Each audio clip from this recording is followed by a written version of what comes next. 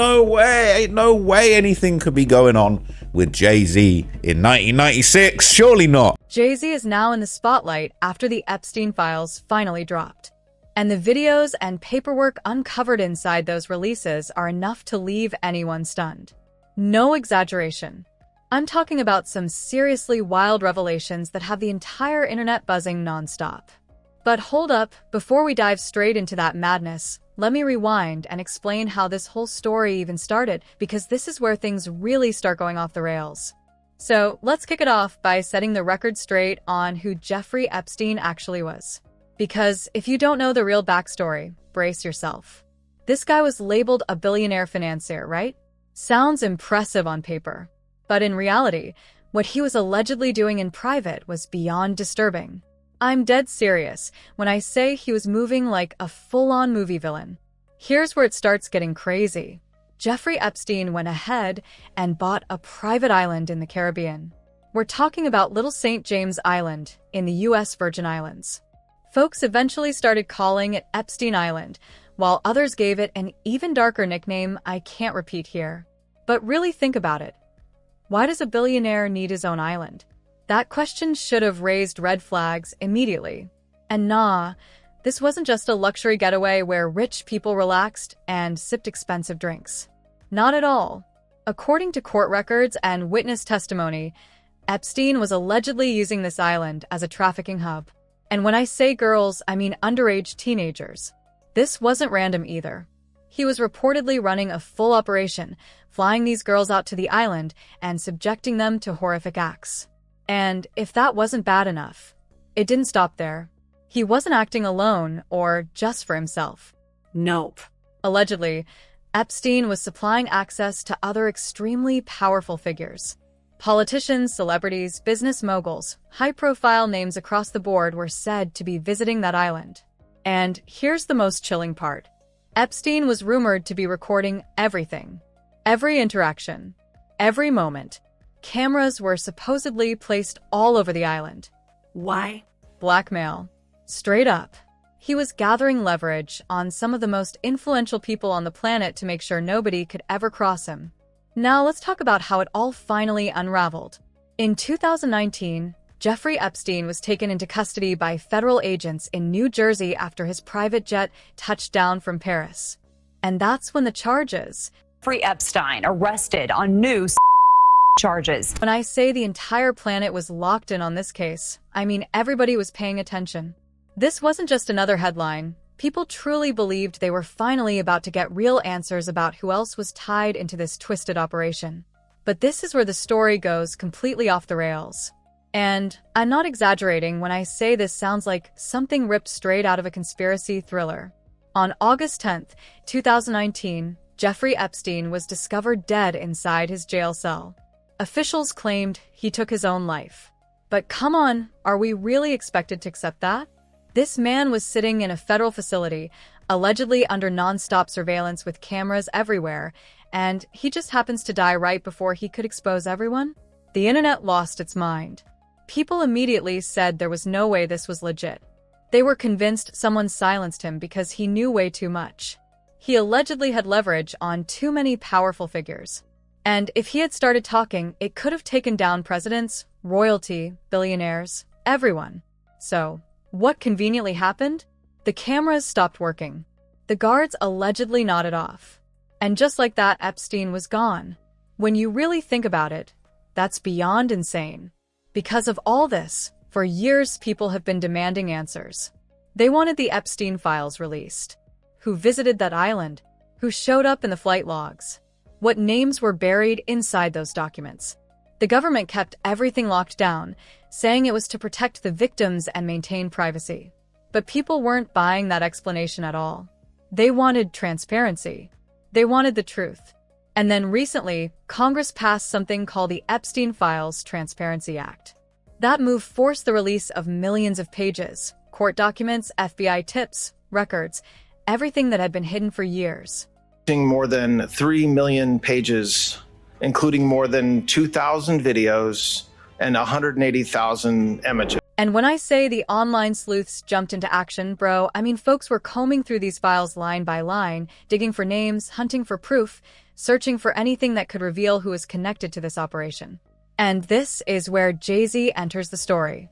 And y'all, I won't cap, this does not look good for HOV right now. I'm keeping it real. So, inside these freshly released FBI documents, there's a tip that was submitted back in 2019, right around the same time Epstein was taken into custody. According to that tip, someone contacted the FBI's National Threat Operations Center, saying they were a victim of Jeffrey Epstein. Now, let me break down what this document claims, word for word vibes, because this part is wild. The individual stated that back in 1996, they were drugged. And when they came to, they said they were inside what they believed to be Epstein's mansion in Florida. And here's the part that shocked people most. They claimed Harvey Weinstein was present, and Sean Carter was also there. For anyone unaware, Sean Carter is Jay-Z's legal name, fam. The document alleges that Harvey Weinstein was doing disturbing things to this person while they were incapacitated, and that Jay-Z was in the room. Bro, when I first read this, I was like, yo, what is happening? This is one of the biggest rappers ever. We're talking about the same guy married to Beyonce, a billionaire, someone people view as a business mogul. Videos and 180,000 images are not all videos and images taken by Mr. Epstein or someone around him. They include large quantities of commercial and images that were seized from Epstein's devices, but which he did not take or that someone around him did not take. But hold up, because it doesn't stop there. The document also claims this person was taken 7 separate times, and every single time they came to, they were inside these high-end mansions, completely drugged, while being abused by powerful figures. And they didn't just speak vaguely either. They directly named Jay-Z, Harvey Weinstein, and even politicians and billionaires like Leon Black and William Barr, who was serving as the U.S. Attorney General at the time. Now, I already know what some of y'all are thinking. You're like, yo, this is just one person calling in a tip. Where's the hard evidence? And honestly, that's a fair question. No argument there. But here's where things get interesting, gang. This person allegedly knew details that someone on the outside wouldn't just randomly know. They mentioned Leon Black, who we now know had a long-standing relationship with Epstein going all the way back to the 1990s. Leon Black even contributed a poem to a book made for Epstein's 50th birthday, talking about blonde, red, or brunette, and signed it, Love and Kisses Leon. Like, that's real life. These people were really moving like this behind the scenes. And somehow, it gets even stranger. That same document also brings up Pusha T. Yeah, the rapper Pusha T. The caller claimed that Pusha T acted as one of their handlers, basically someone who would gain the victim's trust and then bring them into these environments. They said this happened around 2007 and described attending a party where both Harvey Weinstein and Pusha T were present, and they were drugged again. Now think about this part. Both Jay-Z and Pusha T have openly rapped for years about being drug dealers in their pasts. That image has always been part of their persona, the hustlers, the kingpins, all of that. So naturally, people online are starting to connect and ask uncomfortable questions. Were they supplying substances to Epstein's operation? Were they involved in something bigger? That's what people are asking right now, and so far, there are no clear answers. And if you thought the story couldn't get any crazier, buckle up. Nicki Minaj just stepped into the chat, and she is not holding back at all. Nicki went completely off on Twitter, posting and reposting content tied to Jay-Z. And bro, she was calling him out directly. One of the things she resurfaced was a photo of Jay-Z when he was 27 years old, standing next to Aaliyah, who was only 16 at the time. No way anything could be going on with Jay-Z in 1996. Surely not. Then there's yet another photo of him at 26 with Foxy Brown, who was 15. 15, y'all. Nicki also shared posts about a guy named Ree Satterthwaite, who's claimed for years that he's Jay-Z's son. And now this child, fully grown today, has spent over a decade pushing Jay-Z to take a paternity test. But Jay-Z keeps turning it down. Like, bro, if you didn't do anything wrong, why not just take the test, clear your name? Why keep running from all this? Really dawned on me. It's the man that my mom was under when she consumed me. Anyone who would have been older then be doing so much and running. And yo, let me dig deeper into this Foxy Brown situation, because this has been one of those long-standing open secrets in hip-hop that everybody whispers about, but nobody really wants to say out loud. There are all these old clips floating around of Wendy Williams. Yeah, Wendy, before everything went left with her career. Back then, Wendy would straight up ask Foxy Brown about her relationship with Jay-Z. No sugarcoating, no dancing around it. And every time, Foxy would start acting all giggly and uncomfortable. She never flat out denied it, but she also never came right out and confirmed it either. Thing. It's all right. I'll say alleged, but we know. Yeah, she hit it before Beyonce. Even Nas, during his legendary back and forth with Jay-Z, threw shots about Jay-Z and Foxy Brown in his diss records. Nas straight up implied that Jay-Z had to get intimate with Foxy just to convince her to hop on his tracks. And look, while both Jay-Z and Foxy have always publicly denied that they were ever involved romantically, things got real blurry later on. Foxy eventually released a song where she basically let it slip, saying on the low that the real guy was Jay-Z. Like fam, she pretty much admitted it in the music. And then you've got Dame Dash, Jay-Z's former business partner, and once his closest friend. Nick Cannon had Dame on an interview and asked him directly how old Foxy Brown was when she got signed. Dame instantly got uncomfortable, started backpedaling, saying things like, "I wasn't really paying attention to Foxy Brown. I didn't sign her." But Nick didn't let up. He kept pushing the question, and Dame eventually admitted something that raised even more eyebrows. He basically said, "Yeah, I thought Foxy was around 16 when all that was happening." Was Foxy Brown signed? No. I wasn't paying attention to Foxy Brown. Yeah, but that's... I didn't sign Foxy Brown. I know you Stop didn't. putting I'm me in just that. asking a You keep question. asking because I'm on the block. I'm responsible for everybody. I don't know You the about boss. that. I'm just asking a question. I don't know. My name is Cousin Bennett, and I ain't in it. Oh, nah, you ain't in it. I don't know what you're talking about. You was... I'm just saying. I promise you. I thought Foxy was like 16. That's all I'm saying. Did I sign her? It sounds like you. All I'm saying is in this industry, when we live in these glass houses. It seems like you got a question for Jay. Ask him. So when you say that Foxy was 16 when she got signed, why did you say that just now? Just curious. When I first was introduced to who Foxy was, I thought there was something between Foxy and Jay. Oh, yeah, Jay. But that's... I would say, because you was there. I only can ask the people. You my man, we close. You was there. That's all I was asking. It would be so out of my character to speak on another man's business. So we not going to do that. Because we don't want you to speak out of character. Dame also spilled some crazy details about how Jay-Z went ahead and did 2 full albums with R. Kelly. Even after everyone knew R, Kelly had illegally married Aaliyah when she was just 15. Dame said he confronted Jay-Z about it like, "Yo, how are you going to work with a guy who hurt your girl?" And according to Dame, Jay-Z just shrugged it off and went ahead with the albums anyway. That's wild, bro. I mean, if someone hurt someone you cared about, why would you team up with them unless you didn't actually care, or unless you were involved in similar shady stuff yourself? Just putting that out there. Now, let's get into the Beyoncé situation, because this is where things get really uncomfortable. The official story has always been that Jay-Z met Beyoncé when she was 18 and they started dating when she was 19. That's what they've consistently said in interviews. Beyoncé even told Oprah that they were friends for a year and a half first, talking on the phone, building a connection, laying down a foundation, all that wholesome stuff.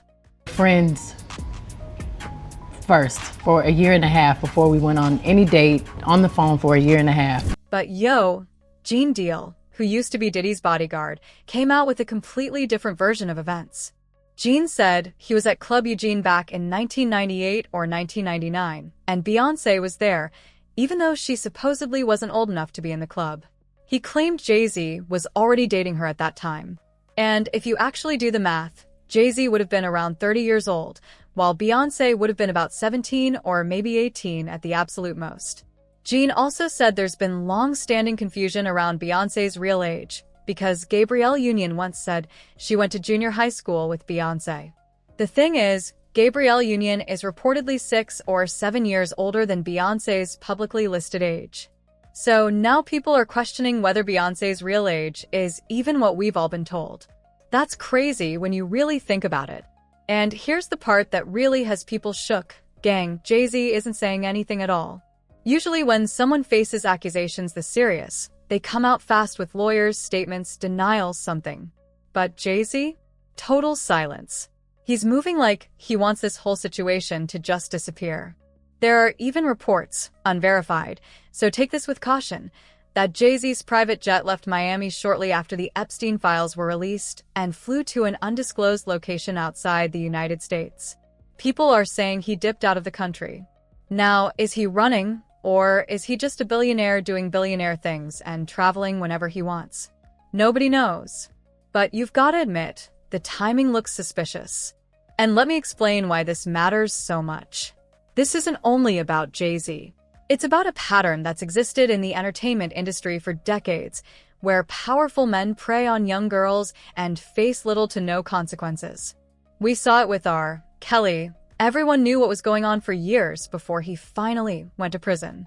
We saw it with Harvey Weinstein in Hollywood. We've seen it with Diddy, who's currently locked up facing similar allegations. And now people are asking the question nobody ever thought they'd ask. Is Jay-Z next? Is this the moment when one of the biggest names in hip-hop finally gets exposed for allegedly being involved in this kind of behavior? Because if these documents are real, and if these allegations have any truth behind them, we're talking about one of the biggest scandals in music history. Now, to be fair, we've got to keep it balanced. These are unverified FBI tips. This isn't a courtroom case. Jay-Z hasn't been charged with anything. This was someone calling a tip line back in 2019, and we don't know how far the FBI took it or if they found evidence to support the claims. That part matters. But at the same time, the caller knew details that later checked out. They knew about Leon Black, who we now know had deep ties to Epstein. They knew about Harvey Weinstein, who's currently behind bars. They mentioned William Barr, who was the Attorney General at the time. So this wasn't just some random person throwing names out there. They clearly had information. And the fact that Nicki Minaj is going this hard at Jay-Z right now, that's huge. Nicki is one of the biggest artists on the planet, and she's putting her own reputation on the line by calling him out like this. She's posting photos. She's resurfacing old interviews. She's bringing up stories people forgot about. She's forcing people to ask questions that should have been asked a long time ago. Nicki even tweeted, "Your favorite artist has been practicing rituals in a satanic cult where they take babies from other countries and mutilate."